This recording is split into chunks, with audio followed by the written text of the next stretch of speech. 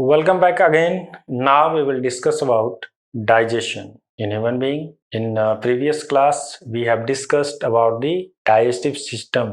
ठीक है, अलग अलग डाइजेस्टिव सिस्टम में जो ऑर्गन्स हैं, पार्ट्स हैं, एलिमेंट्री जो प्रॉपर जीआई ट्रैक्ट है और the glands associated with the digestive tract या डाइजेस्टिव सिस्टम, हमने उसको डिस्कस करा है. Now we will discuss about digestion. Digestion जितना आसान लगता है कि हमने भोजन किया और उसको चबाया या नहीं चबाया, निगल लिया, उसके बाद उसका डाइजेशन हो गया, काम हो गया, लेकिन ये काफी हाईली कॉम्प्लिकेटेड प्रोसेस है. यहाँ तक कि जो डाइजेशन की बात की जाती है इसमें अलग अलग तरीके के ऑर्गन्स तो इन्वॉल्व हैं ही, लेकिन इसके साथ में you will be no to surprise कि इस डाइजेशन में हमारा ब्रेन भी इन्वॉल्व होता है. ऐसा, जबकि डाइजेस्टिव सिस्टम का ये हिस्सा है नहीं, लेकिन ये भी इन्वॉल्व होता है. बिना उसके डाइजेशन नहीं हो सकते. तो शुरुआत करते हैं beginning of the digestion. Beginning में क्या है भाई? तो इसको हम लोग फिर से दो भागों में बांट सकते हैं. एक तो डाइजेशन हमारा हो गया कि भोजन को हमने लिया और उसको चबाया, तो मैकेनिकल डाइजेशन है. और दूसरा जो है वो है हमारा chemical digestion with the help of enzymes. तो मैकेनिकल डाइजेशन में एक तो आ जाता है मैस्टिकेशन, च्यूइंग, चबाना भोजन को. ठीक है, भोजन को हम चबाते हैं. एंड इसमें स्टमक भी आता है, that churn the food, churning, जो इसके मसल्स होते हैं वो भोजन को चर्न करने का भी काम करते हैं. तो ये मैकेनिकल डाइजेशन है जिसमें कि इसका केवल फिजिकल अपीयरेंस जो है उसको चेंज किया जाता है, उसको तोड़े जाते हैं. भोजन को जितना अधिक तोड़ा जाएगा उसका उतना सरफेस एरिया इंक्रीज करेगा, जिससे एंजाइम्स जो होंगे वो बेहतर तरीके से काम कर सकते हैं. एक भोजन है सॉलिड फॉर्म में है तो इसका सरफेस एरिया, ठीक है, और इसको जितना अधिक तोड़ दिया जाए, ठीक है, जितना अधिक हम इसको तोड़ेंगे उतना ये महीन होते चला जाएगा, और जितना पार्टिकल छोटा होता जाता है उसका सरफेस एरिया इंक्रीज होते जाता है. Volume decreases, surface area increases. तो यही कॉन्सेप्ट यहाँ पर भी काम करता है. मैकेनिकल डाइजेशन के द्वारा उसको छोटा से छोटा बनाया जाएगा, और जितना वो छोटा होगा उसका सरफेस एरिया बढ़ेगा. तो केमिकल डाइजेशन प्रॉपर तरीके से हो सकते हैं, वहाँ पे एंजाइम्स बेहतर तरीके से काम करेगा. तो मैकेनिकल डाइजेशन में तो सबसे पहला है कि भोजन को हम लोग चबाते हैं, और उसके बाद में बारी आती है केमिकल डाइजेशन. तो आगे बढ़ते हैं. तो जाहिर सी बात है मैकेनिकल डाइजेशन में हेल्प कौन करेगा? हमारा टीथ, ओरल कैविटी में, बकल कैविटी में सबसे पहला आर टीथ एंड दी टंग, जो मदद करते हैं भोजन को proper mixing with the saliva that soften the food. भोजन को सॉफ्ट करने में मदद करता है, चारों तरफ से उसको पीसने में भी मददगार साबित होता है. तो डाइजेशन की शुरुआत यहाँ से हो जाती है, और इसमें ये these are the organs that help in the mechanical digestion. तो डाइजेशन इसके बाद में तो यहाँ पे क्या हुआ, तो सबसे पहला भोजन को चबाया गया तो ये फिजिकली टूटना शुरू हो जाते हैं. साथ ही साथ यहाँ पे पाए जाते हैं स्टार्च. भोजन में जो है स्टार्च है, रोटी हम खा रहे होते हैं. तो वास्तव में होते क्या है, यहाँ पे सलाइवा का सेक्रेशन होता है. सलाइवा का सेक्रेशन यहाँ पे शुरू हो जाता है. तो ध्यान देना है कि अचानक से सलाइवा का, मैंने कहा ना कि भले ही डाइजेस्टिव सिस्टम में डाइजेशन होता है, लेकिन डायरेक्ट जो है इसमें ब्रेन भी आपका इन्वॉल्व होगा तभी डाइजेशन हो सकता है. तो जो इसकी बिगनिंग होती है, क्या होते हैं, when you see your delicious favourite food item, your oral cavity और mouth starts watering.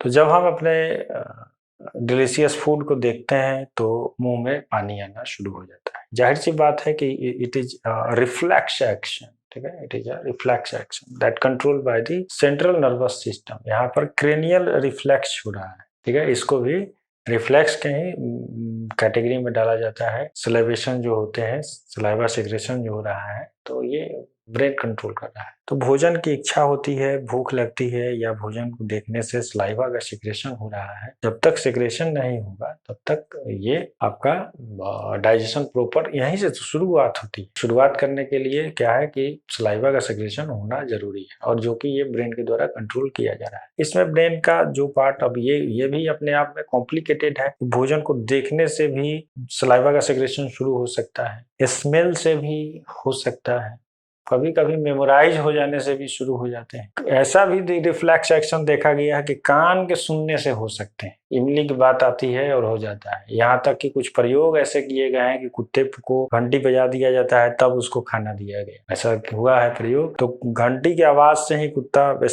Dog start to watering, मुंह से सलाइवा का सेक्रेशन शुरू कर देता है, उसको पता है कि भोजन मिले। तो ये कॉम्प्लिकेटेड प्रोसेस है जो कि हमारे ब्रेन के अलग अलग हिस्से, अलग अलग स्किल भी लोब्स है। अब ऑक्सीपिटल लोब है तो देखने के लिए है, ऑल्फैक्टरी लोब है तो सूंघने के लिए है। तो अलग अलग जो लोब्स हैं, अब टेस्ट बर्ड्स जैसे कि हमारा हो गया, अलग अलग जो लोब्स हैं वो इसको कंट्रोल कर रहे हैं। डायरेक्ट अगर सलाइवा के सेक्रेशन की बात की जाए तो ये हमारा मेडुला ऑब्लांगाटा है वो उसको कंट्रोल कर रहा है। ये सब कुछ ब्रेन के द्वारा पहले कंट्रोल किया जाता है और सलाइवा का सेक्रेशन शुरू होता है। एंड जस्ट जैसे ही भोजन जाते हैं, सलाइवा का सेक्रेशन प्रचुर मात्रा में हुआ, इसके साथ में ही दूसरी प्रोसेस शुरू हो जाती है, स्टमक भी एक्टिवेट हो जाता है। स्टमक भी एक्टिवेट हो जाता है। तो स्टमक कैसे एक्टिवेट होगा? तो our stomach start preparation for the receiving of the food. भोजन को रिसीव, भोजन जो है वो माउथ में आ चुका है और उसको रिसीव करने के लिए वो अपने आप को प्रिपेयर करना शुरू कर देता है। तो यहाँ पे जरा सा हम लोग देखते हैं कि जैसे ही सलाइवा का सेक्रेशन शुरू होता है तो इसके बाद में क्या है, तो हार्मोन का कुछ इसमें रोल है। इसको जरा सा देख लेते हैं, roles of hormones in digestion. शुरू से कहानी को लेकर के चलते हैं कैसे कैसे, तब हम लोग फाइनल डाइजेशन एंजाइम तक पहुंचेंगे। तो जैसे ही आपने मुंह में भोजन को रखा, यहाँ पर सलाइवा का सिक्रेशन हुआ और उसी समय में स्टमक जो है वो अपने आप को प्रिपेयर करना शुरू कर देता है कि भोजन को रिसीव करना है। तो जो स्टमक का इनर लाइनिंग म्यूकोसा है वो फर्दर क्या करता है, एक हार्मोन को सिक्रेट करता है, that is the gastrin hormone. Gastrin hormone secrete किए जाते हैं किसके द्वारा? Mucosa of stomach. ये गैस्ट्रीन को सिक्रेट करता है। गैस्ट्रिन का सेक्रेशन जैसे ही होगा, ये क्या करेगा, गैस्ट्रिक ग्लैंड को स्टिमुलेट कर देता है, गैस्ट्रिक ग्लैंड को स्टिमुलेट कर देता है। भोजन जैसे आया, यहाँ आप चबा रहे होते हैं तब तक ये प्रक्रिया शुरू हो गई, ये एक्टिवेट कर दिया और जैसे ही आपने उसको निगला तब तक स्टमक रेडी है उसको रिसीव करने के लिए। अब ये नहीं कि भोजन आएगा तब प्रक्रिया शुरू, वो प्रिपेयर कर चुका है। इसीलिए रेस्टोरेंट में स्टार्टर दिए जाते हैं। स्टार्टर बड़ा अच्छा है, अचानक से कुछ खाने से अच्छा है पहले थोड़ा सा स्टार्टर ले लो, जो ब्रेन है वो एक्टिवेट हो जाएगा कि हाँ हमें खाना है, सलाइवा का सेक्रेशन शुरू हो जाएगा और योर स्टमक ऑलरेडी जो होगा वो प्रिपेयर हो जाएगा। तो अचानक से जो इंडाइजेशन की समस्या आती है वो समस्या नहीं। तो गैस्ट्रिक ग्लैंड जो है वो क्या करेंगे, म्यूकोसा जो है तो ये गैस्ट्रीन स्टिमुलेट करेगा इसको, ये जो गैस्ट्रीन है ये स्टिमुलेट करता है, stimulates the gastric gland. Gastric glands को ये क्या करते हैं, स्टिमुलेट करते हैं। तो जब ये स्टिमुलेट होगा तो क्या करेगा, ये सिगरेट करेगा।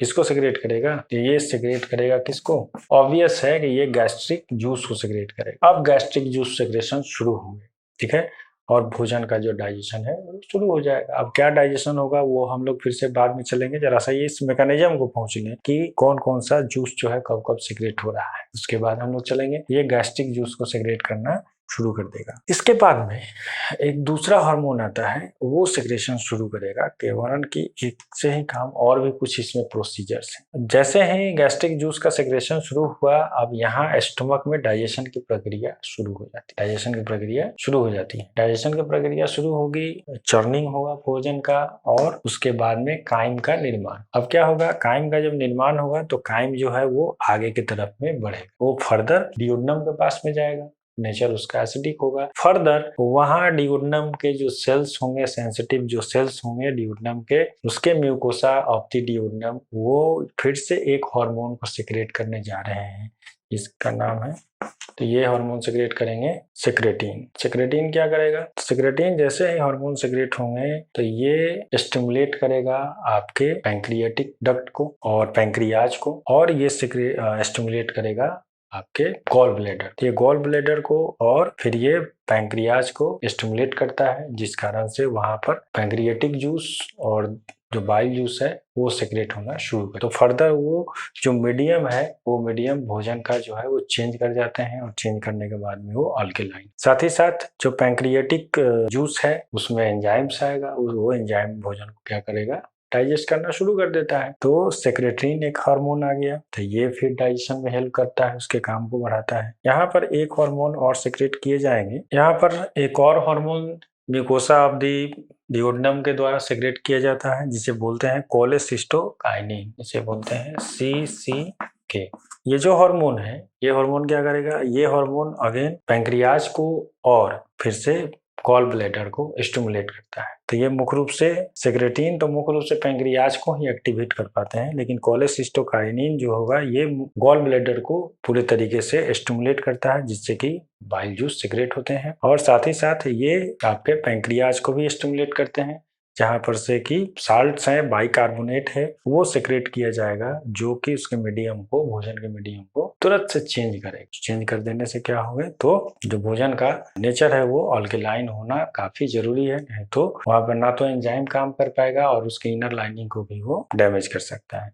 कोलेसिस्टोकाइनिन ये काम करते हैं, सेक्रेशन का प्लस दे दिया कि ये पॉजिटिवली काम कर रहा है। साथ ही साथ इसका एक तीसरा फंक्शन भी आ जाता है। ये तीसरा फंक्शन में क्या करेगा, तो ये स्टमक को भी प्रभावित करता है। स्टमक को भी प्रभावित करेगा कि ये जो रिलीज कर रहा है तो कितना रिलीज करेगा, काइम को जो रिलीज कर रहा है वो काइम को कितना इसको रिलीज करना है, तो उसके रिलीजिंग करने के रेशियो को जरा से स्लो डाउन कर, रिलीजिंग करने के जो रेशियो है उसको ये स्लो डाउन करता है, स्टमक को जरा से बोलता है कि आप रिलैक्स रहिए। तो बारी बारी से धीरे धीरे जो काइम है वो रिलीज होते हैं, नहीं तो स्पीडली रिलीज होंगे तो उनका फिर से डाइजेशन नहीं हो पाएगा। तो कोलेसिस्टोकाइनिन ये भी काम करता है, that also slow down the releasing of the chyme from the stomach से रिलीज करने के रेशियो को कम करता है। अगेन एक हार्मोन यहाँ पे हमारा आता है, वो है अगेन हमारा यहाँ पे एक हार्मोन आता है इंटेरोगेस्टेरोन।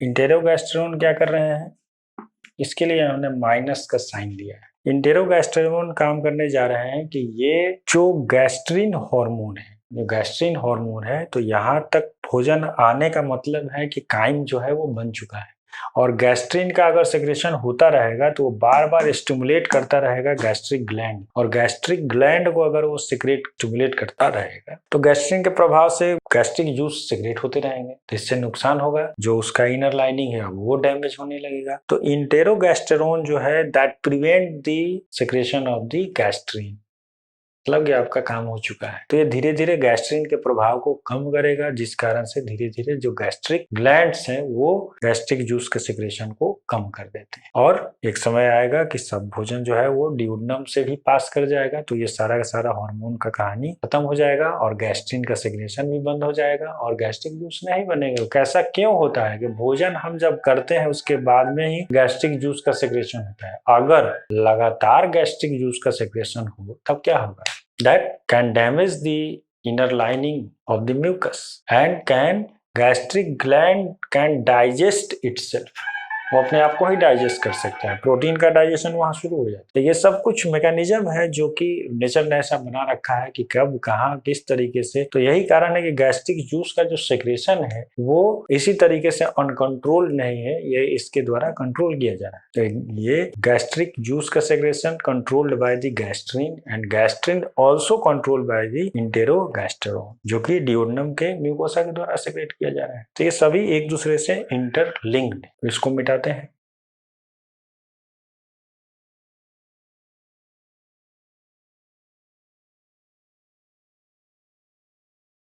जरा सा इस हार्मोन के मैकेनिज्म को हम लोग इस डायग्राम से समझ सकते हैं कि भोजन जो है वो पहुंचा यहाँ पे स्टमक, जैसे ही स्टमक में पहुंचा तो यहाँ पे हार्मोन सिक्रेट हुए गैस्ट्रिन, गैस्ट्रिन हार्मोन ने क्या किया, स्टिमुलेट कर दिया किसको, गैस्ट्रिक ग्लैंड को,